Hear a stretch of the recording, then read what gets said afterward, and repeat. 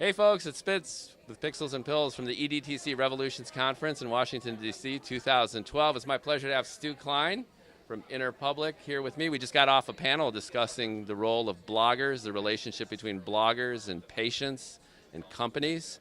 And let's roll with that maybe, Okay. see what we were feeling. Yeah, it's that whole area is so ripe for the pickings for us, and you just see these baby steps that people are taking in there, and we really have, I think, so much opportunity to convince management within our pharma clients to begin to just try it. We've got to get off of our collective rear ends and stop waiting for all of this to kind of come to us or waiting for FDA to tell us what to do.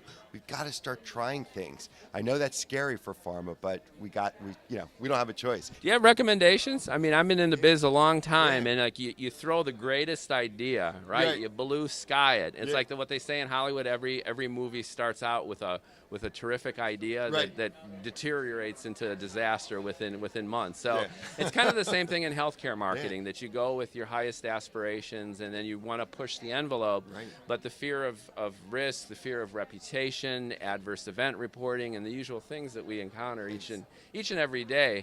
How can we go against that kind of resistance? Do you have some techniques that you use to warm your pharma device clients to kind of push it a little bit more and experiment a little bit? And so I saw best practice, and I can't name names, but it was a company that was coming out with a product that was kind of first in class, and it treated a very rare kind of condition. So the space that was out there talking about this was pretty confined.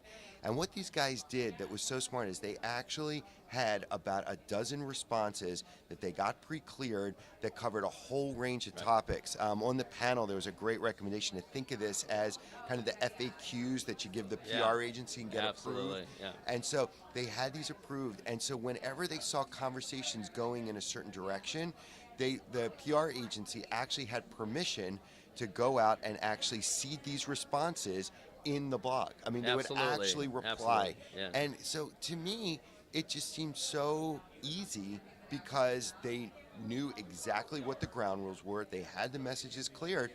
And I'm just, from my perspective, just not sure why, as big pharma, we don't try some of that. Yeah, I agree. From my experience, too, it's definitely crawl before you walk. And I think with social media, there's so much confusion surrounding what it is and how it works. There's so many diverse and divergent platforms. It's fragmented. It's kind of all over the place. And people get intimidated by the chaos, especially pharma marketers. And in a sense, I agree with you completely. It's like, table it, stop, just have a few prescriptive boilerplate responses that you can just start to engage folks with in a manner where your regulatory attorney will not have a heart attack. Exactly. Exactly. That's terrific. And then what this other company saw is that once those kind of dialogues were begun, then everything kind of got taken offline, and then it became one-on-one communications with the individual who had the original post. And that's good customer service. That's the airlines. That's financial services. That's a model that we know we can follow. So now we're crawling. How do you think we can start walking? What's the imminent future that we think can happen? Yeah, I mean,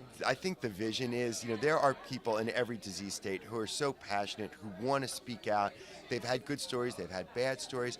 And I think, there's this whole issue with payment of these bloggers. And I know that's a really dicey subject, but, the consumer companies are out there.